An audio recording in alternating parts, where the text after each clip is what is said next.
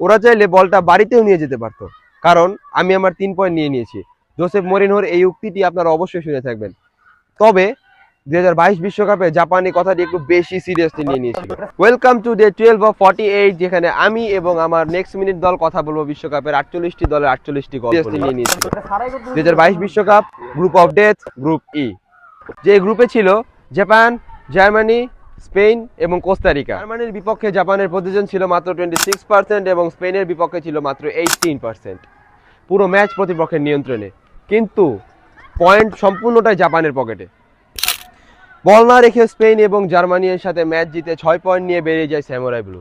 শেষ match round of 16-এ ক্রোয়েশিয়ার বিপক্ষে পেনাল্টিতে তাদের হয় বিদায়। আর সেই বিশ্বকাপে জোসেফ মরিনহোর সেই উক্তিটি জাপান সম্পূর্ণ বাস্তবে রূপ দেয়। আর এই বিশ্বকাপে স্যামুরাই ব্লু কি করে সেটাই দেখার।